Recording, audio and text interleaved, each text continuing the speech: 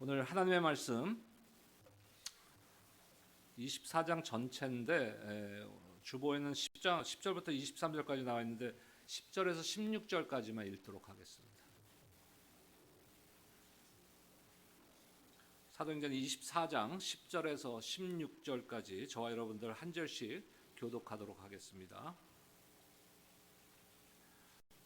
총독이 바울에게 머리로 표시하여 말하라 하니 그가 대답하되 당신이 여러 해 전부터 이 민족의 재판장 된 것을 내가 알고 내 사건에 대하여 기꺼이 변명하나이다.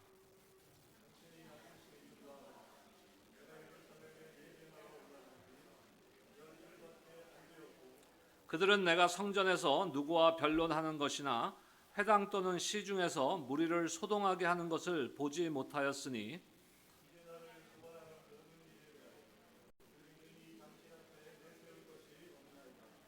그러나 이것을 당신께 고백하리이다. 나는 그들이 이단이라 하는 도를 따라 조상의 하나님을 섬기고 율법과 선지자들의 글에 기록된 것을 다 믿으며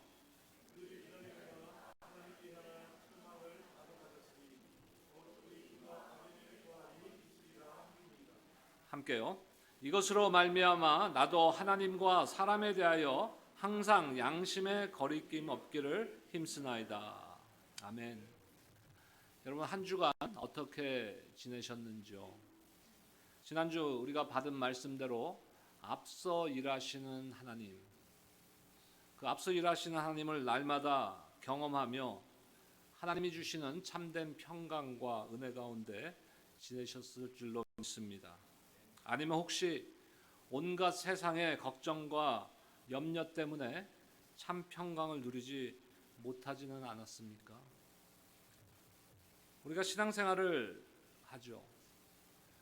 근데 자칫 잘못 생각하면 신앙생활을 마치 어떤 이론이나 철학으로 생각하는 경우가 있습니다. 하지만 신앙생활은 이론이나 철학이 아니고 우리의 삶입니다.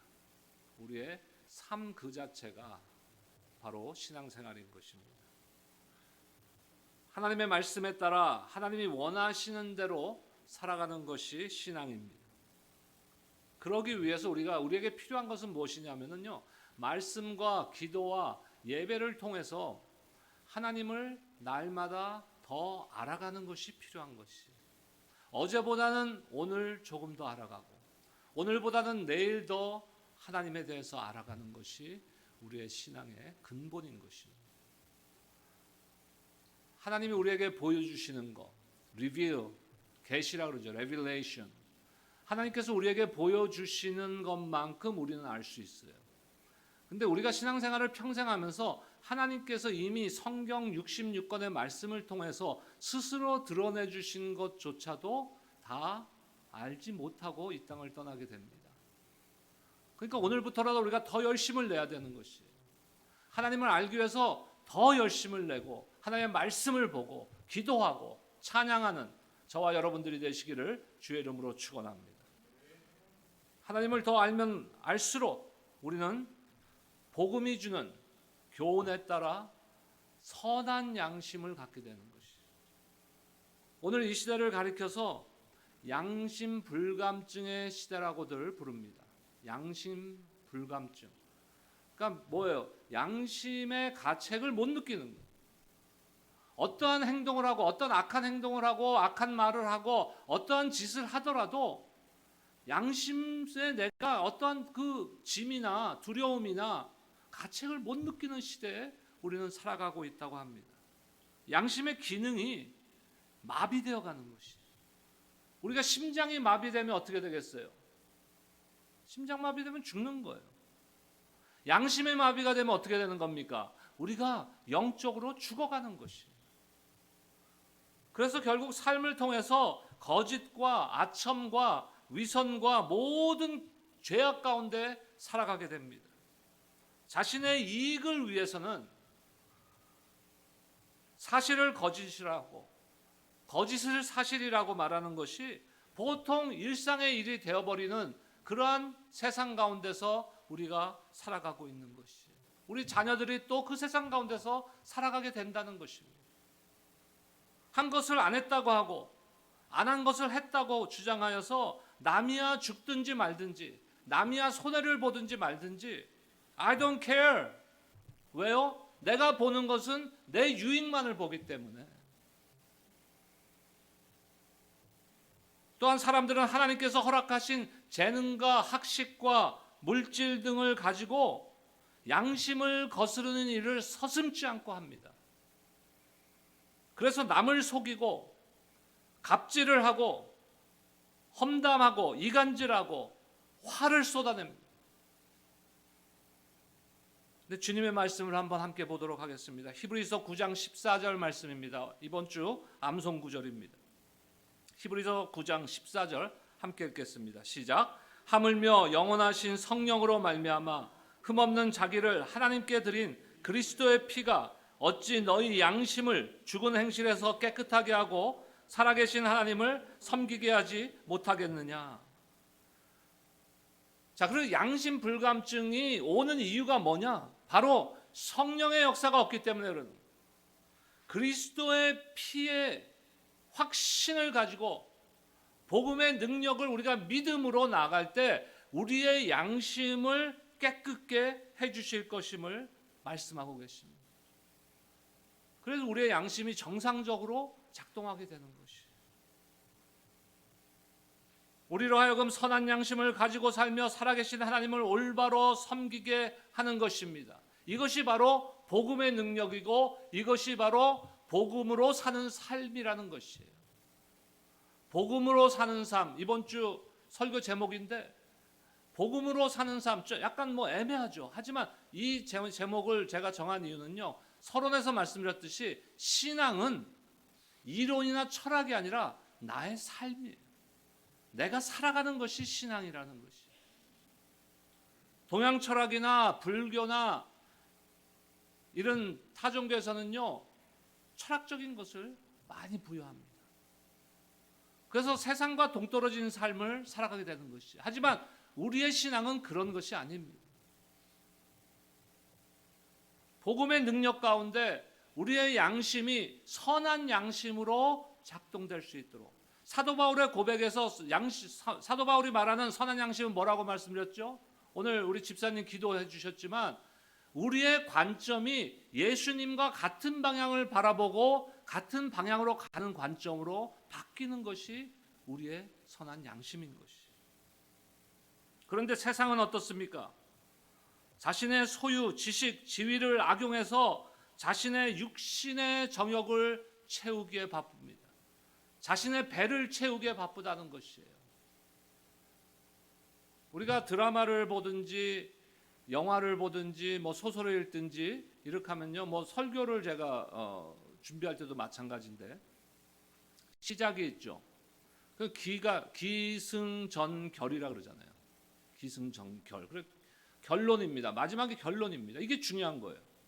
이게 가장 중요한. 우리 신앙생활에서도 그것이 가장 중요한 것이에요. 그런데 세상이 약해가면서요, 사람들의 가치관이 물질에 있기 때문에 오로지 돈. 그래서 그런 사람들은요, 기승전결. 이것이 어떻게 되냐면 기승전, 그 다음에 뭐요? 돈이 되는 거예요. 모든 것이 기승전 돈이 되는 거예요. 사도 바울은 선한 양심을 가진 자라고 스스로 말합니다. 오늘 말씀을 보면요, 완전히 다른 두 부류의 사람들이 나옵니다.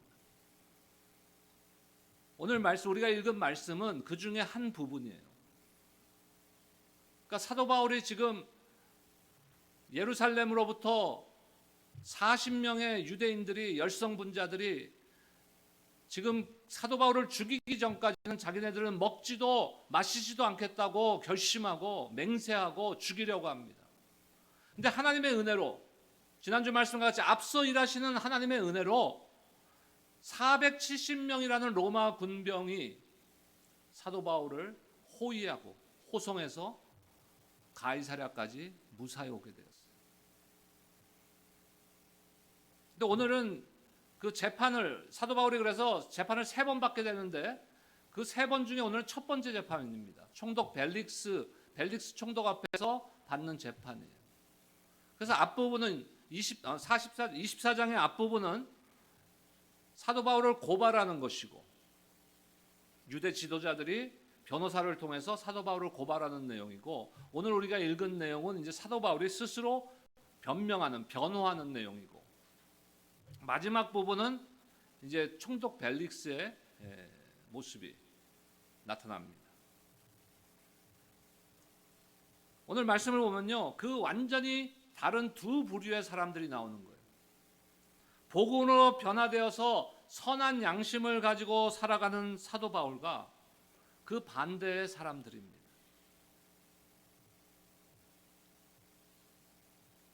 오늘 말씀에서는요, 그 세 사람이 나오는데, 변호사 더들로라는 사람이 나오고, 사도 바울이 나오고, 그 다음에 총독 벨릭스가 나옵니다. 이 세 사람의 오늘 본문의 내용을 우리가 살펴보면서 우리의 신앙을 돌아보는 시간이 되시기를 축복합니다. 예루살렘에서 바울을 죽이려고 했지만 실패했어요. 대제사장과 장로 무리들은 이제 가이사랴까지 따라와서 벨릭스 총독에게 바울을 고소합니다. 이때 대제사장 아나니아가 변호사를 하열했어요. 더들로라는 변호사입니다. 더들로는 이제 헬라식 이름인데, 더들로라는 의미를 알았다면은 그 부모가 그런 이름을 절대로 지어주지 않았을 것 같은데, 왜냐하면 거짓말하는 자라는 뜻이래요. 헬라어로. 모르고 지었든지 아니면은 그 의미가 그 다음에 이 사람 때문에 그런 의미로 사용되었는지 그건 모르겠습니다. 어찌됐든 더들로는 헬라식 이름을 사용하는 것으로 봐서 헬라어와 로마법에 능통한 사람이었던 것 같습니다. 변호사죠. 거기다가 히브리어, 헬라어 능통합니다. 그리고 유대인들의 그 종교에 대해서 능통합니다. 그리고 로마법에 능통한 사람이에요. 그러니까 요즘으로 따지면 아주 스펙이 좋은 변호사예요. 능력 있는 변호사. 그런데 이 좋은 스펙으로, 이 좋은 재능으로 선한 양심을 가지고 살면 얼마나 좋겠어요. 하지만 그는 그렇지 않았습니다.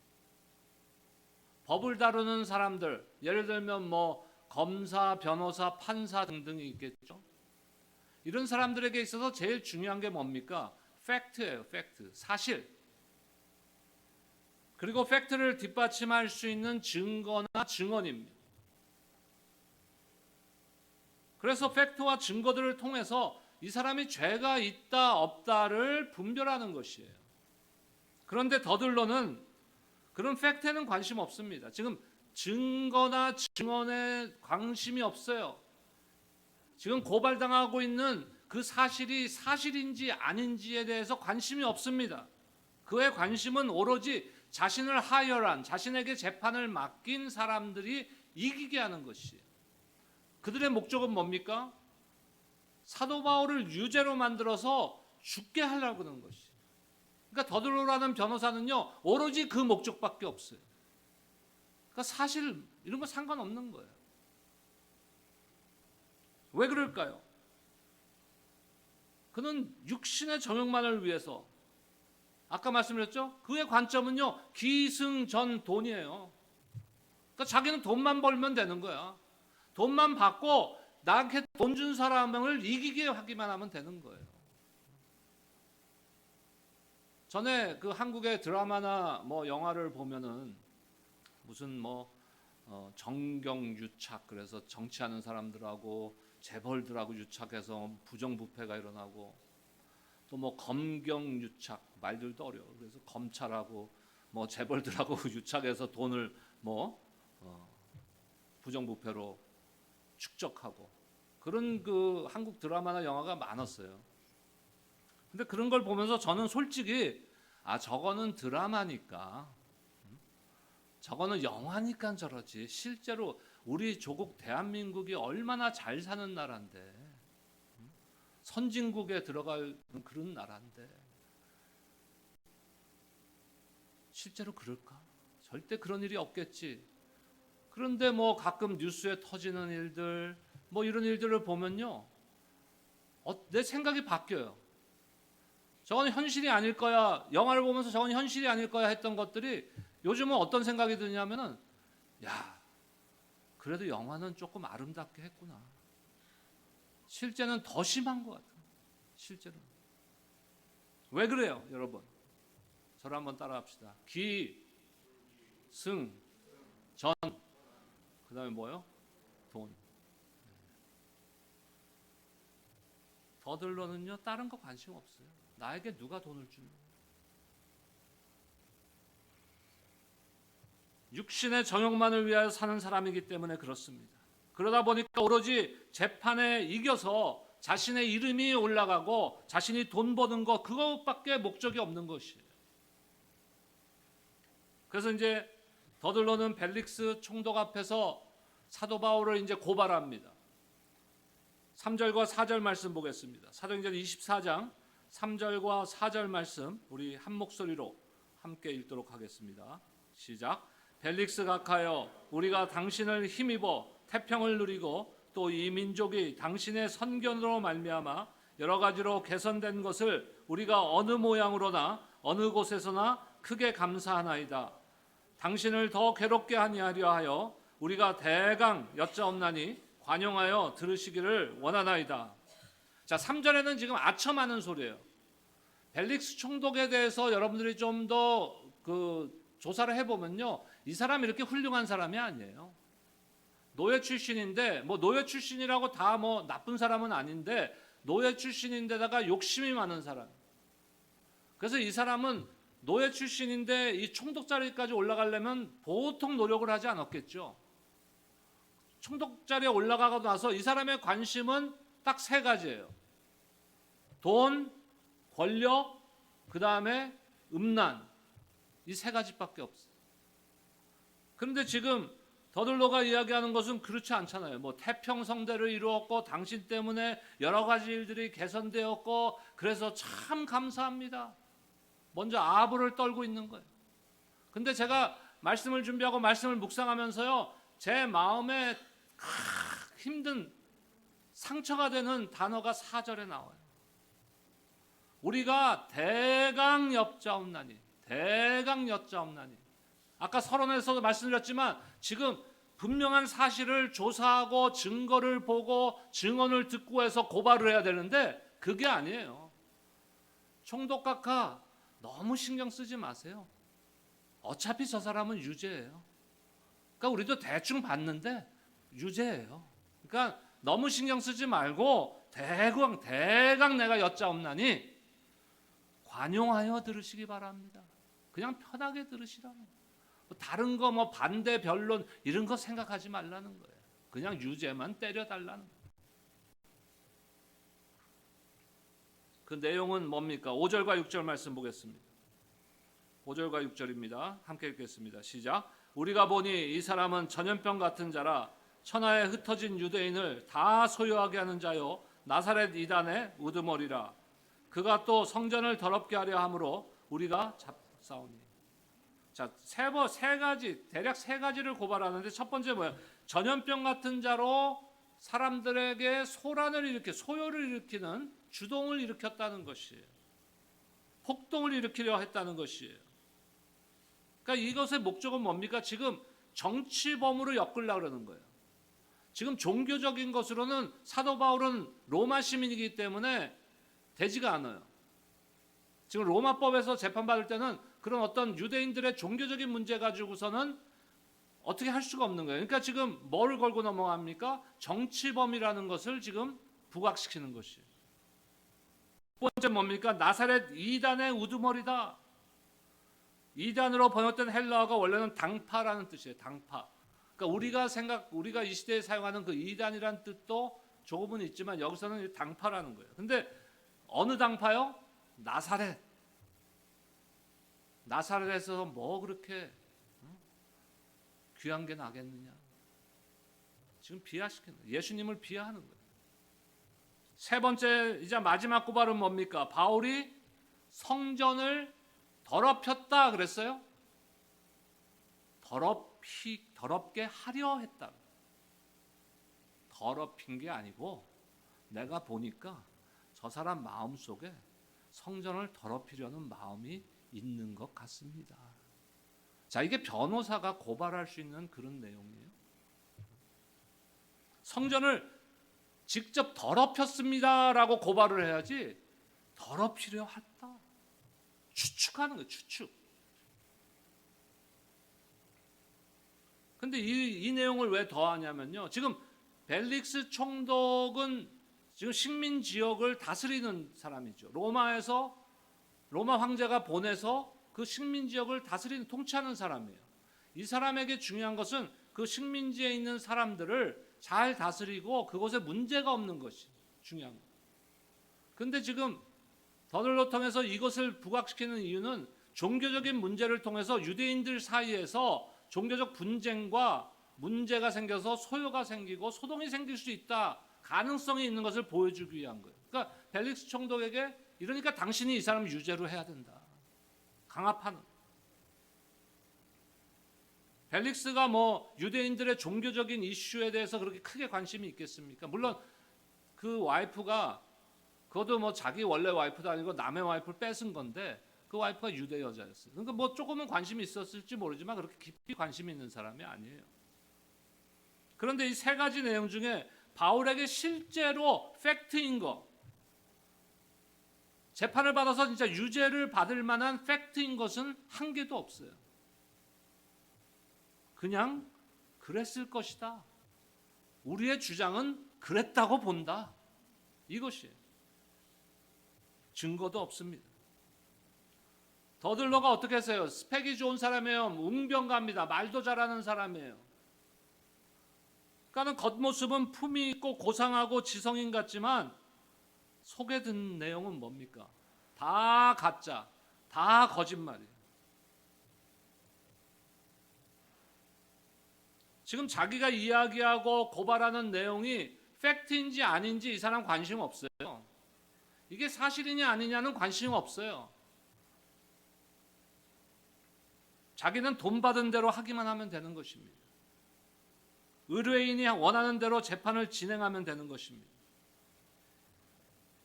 그런데 이런 더들러와 같은 사람이 옛날에만 있었던 거 아니에요. 지금 이 시대에도 많이 있습니다.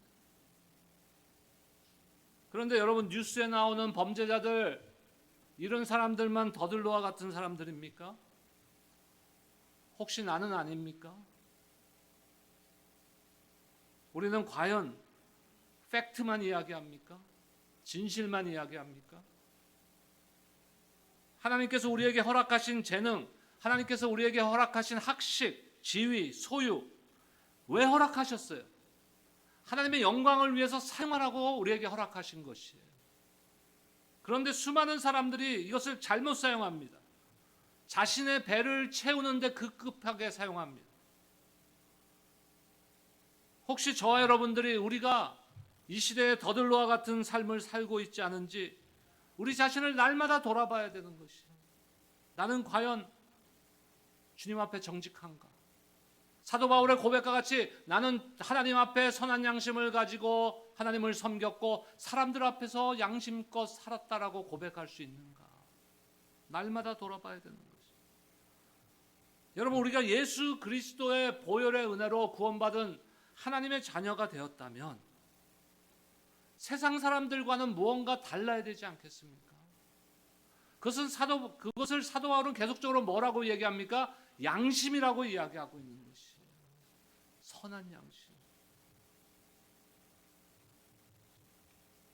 그러한 고발을 당한 사도 바울은 이제 자신을 변명할 기회를 갖고 변호합니다. 스스로. 14절과 15절 말씀 보겠습니다.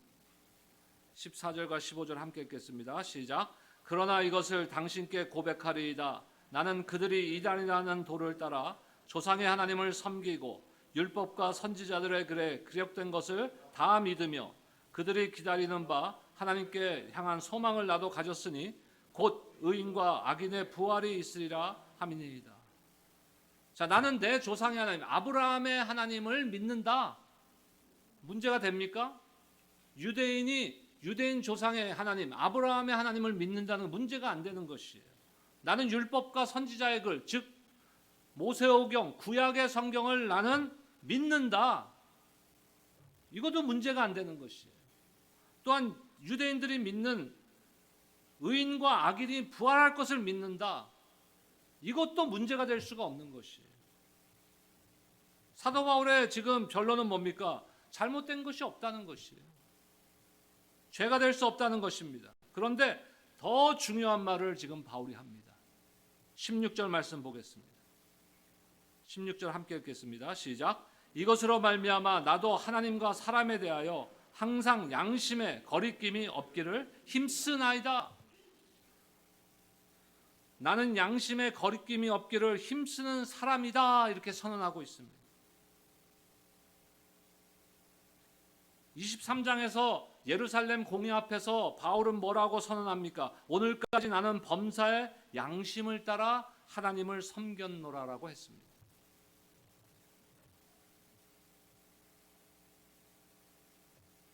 여러분, 많은 사람들이요 이렇게 살지 않아요. 많은 크리스찬들이 이렇게 살지 않는 것이 문제인 것입니다. 사도 바울은 나는 하나님과 사람 앞에서 부끄러움이 없다고 말을 했습니다. 자신이 손해를 보고 감옥에 갇히고 매맞고 고통을 당하지만 사도 바울의 태도는요 항상 담대했어요. 떳떳했습니다. 왜요? 선한 양심을 가지고 살았기 때문에. 하나님께서는 하나님의 부르심을 받은 자, 비전을 갖고 하나님의 사명을 담당하는 자를 절대로 내버려 두지 않으십니다.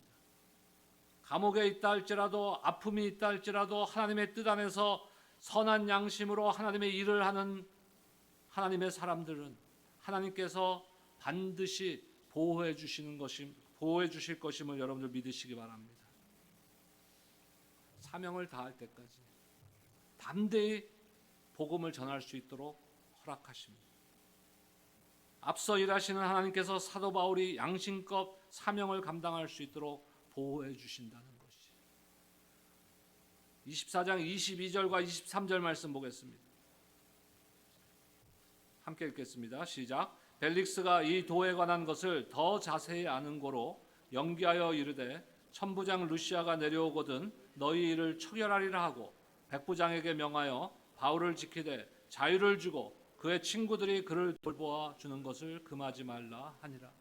우리 지난주 말씀을 통해서요 죄인인 바울을 호송하는데 천부장이 자신의 1000명의 병력 중에서 470명을 동원하는 놀라운 역사를 우리 보지 않았습니까? 앞서 일하시는, 앞서 준비하시는 하나님을 보았어요. 근데 오늘도 보세요. 죄인이에요. 지금 재판 중에 있지만 피고죠, 피고. 근데 지금 감옥에 갇히는데 어떻게 하라고요? 바울을 지키되 자유를 주고. 이게 있을 수 없는 일이죠. 그것뿐만이 아니에요. 그의 친구들이 그를 돌봐주는 것을 금하지 말라. 그러니까 친지들이 자유롭게 들어와서 바울을 만나고 바울을 도와주고 하는 것을 금하지 말라는 거예요. 놀라운 일입니다. 선한 양심으로 하나님의 일을 하는 사람들에게는 고난 중에도 앞서 일하시는 하나님의 위로가 있음을 여러분들 다 믿으시기 바랍니다. 바울은 벨릭스 앞에서 복음을 전할 기회를 얻게 돼요. 이제 총독 앞에서 복음을 전할 기회를 얻게 됩니다. 그래서 바울을 불러서 벨릭스의 아내 유대 여자 드루슬라와 함께 그리스도 예수 믿는 도를 듣게 되는 것이, 복음을 듣게 되는 거예요. 그러니까 이건 뭡니까? 구원받을 기회를 얻게 된 것이. 바울은 이 기회에 복음을 전합니다. 24절과 25절 말씀 함께 읽겠습니다. 24절 25절입니다. 시작. 수일 후에 벨릭스가 그 안에 유대 여자 드루실라와 함께 와서 바울을 불러 그리스도 예수 믿는 도를 듣거늘 바울이 의와 절제와 장차 오는 심판을 강론하니 벨릭스가 두려워하여 대답하되 지금은 가라. 내가 틈이 있으면 너를 부르리라 하고, 수일 후에 자기 아내 드루실라와 함께 바울을 불러서 뭐를 들어요? 그리스도 예수 믿는 도를 듣게 됩니다. 바울은 이 기회를 놓치지 않고 의와 절제와 장차 오는 심판을 강론합니다. 다시 말해서 복음을 전하는 것이죠. 복음 앞에 복음이 선포되니까 벨릭스가 어떻게 됩니까? 두려움이 생깁니다. 오늘 우리 마지막 찬양 함께 드렸죠. 이사야 6장의 말씀. 이사야 6장에서 이사야가 처음으로 하나님의 부르심을 받았을 때, 하나님 앞에서 사명을 받을 때, 그때 그 고백을 찬양으로 만드는 것이죠. 놀라운 성전 가득히 하나님의 그 영광이 임했을 때 두렵고 떨리는 마음이 드는 것이죠. 그 자신이 죄인임을 깨닫게 되는 것이죠. 감당하지 못할 그 은혜 앞에서 두려움이 생기는 것이죠. 자, 지금 벨릭스는 그 문에, 그 구원의 문에, 그 입구까지 지금 간 거예요. 근데 어떻게 됩니까? 26절 보겠습니다. 26절 함께 읽겠습니다. 시작. 동시에 또 바울에게서 돈을 받을까 바라는 고로 더 자주 불러 같이 이야기하더라. 동시에 지금 복음의 영생에 대해서, 구원에 대해서, 천국에 대해서 관심이 있어요. 한쪽으로는, 한편으로는. 그런데 동시에 다른 한편으로는 뭐를 갖고 있어요? 바울한테서 돈을 좀 받아서 뇌물을 좀 받을 수 없을까? 이 사람이 무죄로 해달라고 나한테 뇌물을 좀 바치지 않을까? 복음을 듣고 두렵고 복음에 대한 호기심이 있었지만 구원받을 기회를 놓쳐버리는 거예요. 왜요? 기승전 돈 때문에. 영생에 대한 관심이 있었지만 한쪽에는 돈에 대한 관심이 있는데 저울질을 하는데 어느 게 더 커져요? 돈에 대한 관심이 커져버려요.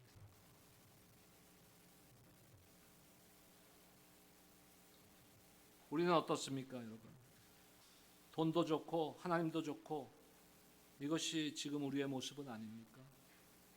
근데 예수님께서는 분명히 말씀하고 계세요. 하나님과 재물을 겸하여 섬길 수 없다. 이것은 돈 벌지 말고 그냥 뭐 무의도식하라 이런 말씀이 아니에요. 열심히 일해서 돈 벌어야 돼요. 중요한 것은 우선권의 문제에서 우리가 자꾸 저울질하다가 총독 벨릭스와 같이 이쪽 돈 쪽이 올라가는 거예요.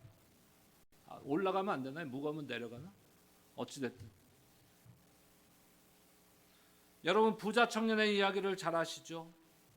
어떻게 해야 영생을 얻게 되는지를 질문하는 부자 청년에게 예수님께서 뭐라 그럽니까? 네가 온전하고자 할진대 가서 내 소유를 팔아 가난한 자들에게 주라. 그리하면 하늘에서 보화가 네게 있으리라. 그리고 와서 나를 따르라. 이 청년에게 지금 이 청년이 예수님께 어떻게 하면 영생을 얻을 수 있습니까? 라고 질문했다는 것은 무엇이에요? 이 사람은 지금 구원에 대해서, 복음에 대해서 관심이 있는 거예요. 예수님이 뭐라 그럽니까? 계명대로 살면 된다 그래요. 하나님을 내 마음과 뜻을 다하여 하나님을 사랑하고 내 이웃을 네 몸과 같이 사랑하라는 것을 지켜라. 그랬더니 이 청년, 유대 청년이 뭐라 그럽니까? 이런 거 다 지켰어요. 저는 유대인인데.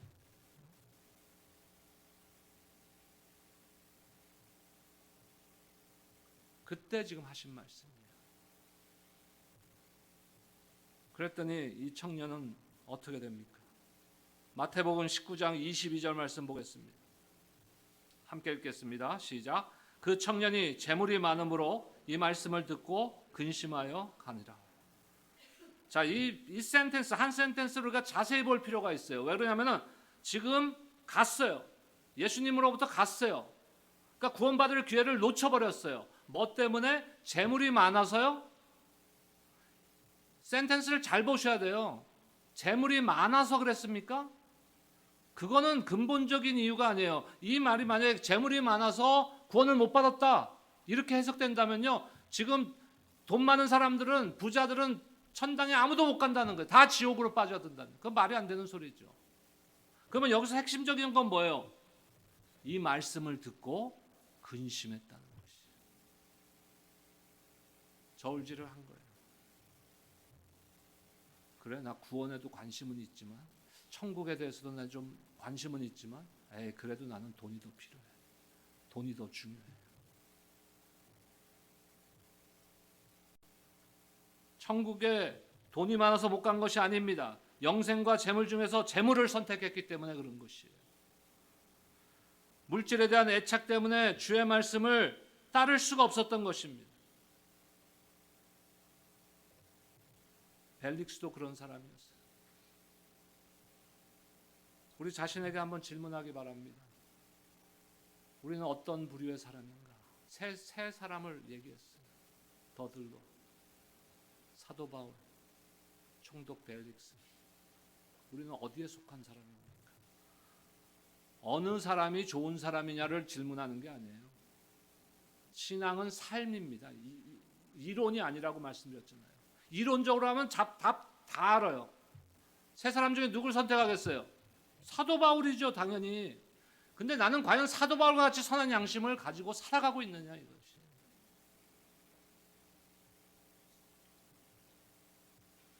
양심에 부끄러움이 없는 사람들, 선한 양심을 가지고 하나님의 뜻에 합한 삶을 살아가는 크리스찬들이 많이 생길 때 세상은 바뀌게 됩니다.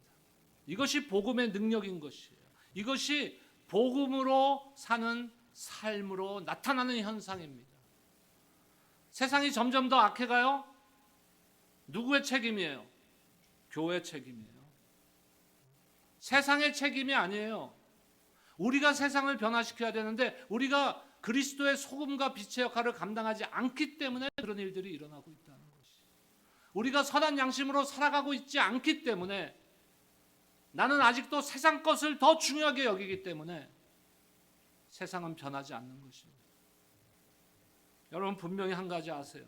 언제나 복음으로 사는 삶이 승리하는 삶인 줄로 여러분들 믿으시기 바랍니다. 선한 양심이 항상 악한 양심을 이기게 되는 것이에요.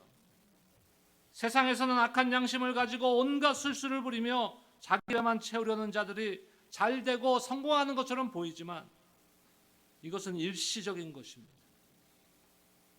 잠깐의 일입니다. 구원받은 하나님의 자녀들은 그 신분에 합당한 삶을 살아야 되는 것이에요. 삶의 목적이 분명해져야 됩니다. 순간적, 일시적인 안위와 성공을 추구하지 말고 영원한 나라를 바라보면서 하나님 앞에, 그리고 사람들 앞에서 선한 양심을 가지고 복음으로 살아가 승리하는 여러분들 모두가 되시기를 주님의 이름으로 축원합니다. 기도하겠습니다. 주님 감사합니다. 사도 바울과 또 총독 벨릭스, 또 더들로 변호사, 이 세 사람을 우리가 비교해 보았습니다. 나는 어떤 삶을 살고 있는지 날마다 우리 자신에게 질문하며 하나님 기뻐하시는 삶, 선한 양심으로 하나님을 섬기고 사람들을 대하는 삶을 살아가는 우리 모두가 될 수 있도록 축복하여 주시옵소서. 예수님의 이름으로 기도드립니다.